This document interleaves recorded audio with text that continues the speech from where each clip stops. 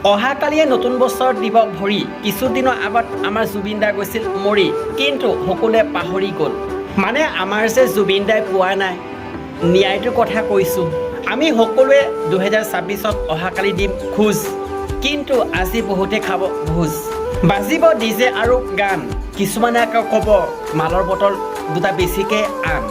মই কিন্তু জুবিন দাৰ ল'ৰা মই জুবিন দাৰ অনুৰাগী মই নকৰোঁ ফূৰ্তি আৰু যিখিনিয়ে কৈ আছিলি যে প্ৰকৃত তহঁতি জুবিন দাৰ অনুৰাগী তহঁতক কৈছোঁ তহঁতি পাৰিলে পিন্ধি ল এটা কুৰ্তি মামা আমি সকলোৱে আপোনাক বহুত বিশ্বাস কৰোঁ লগতে শ্ৰদ্ধা কৰোঁ আপুনি অসমৰ এজন মুখ্যমন্ত্ৰী হয় আপুনি প্ৰত্যেকটো কাম কৰিব পাৰে কাৰণ আপোনাৰ নিজৰ এটা পাৱাৰ আছে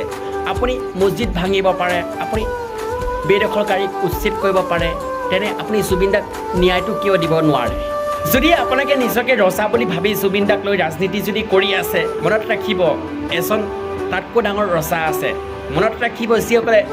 আনক খাল খানে সেই খালত এদিন নিচেও পৰিব লাগিব আনক যেতিয়া থুই পেলাব সেই থুই এদিন নিজৰ গাটো পৰিব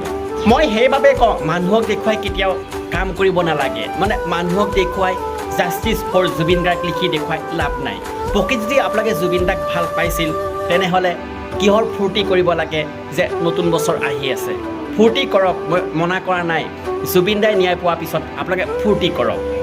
আশা কৰোঁ জুবিন দাৰ অনুৰাগীসকলে যদি এই ভিডিঅ'টো পাইছে আপোনালোকে অকণমান শ্বেয়াৰ কৰক যাতে জুবিন দাৰ যিসকল প্ৰকৃত অনুৰাগী আছিলে সেইসকলে চাই আৰু ভিডিঅ' চাই যদি ভাল লাগিছিল যিকণ লাইকটো কৰিব চেনেলটো যদি ছাবস্ক্ৰাইব কৰে ছাবস্ক্ৰাইবটো কৰি দিব আৰু আজিলৈ ভিডিঅ' এৰিছোঁ জয় জুবিন দা জয় অসম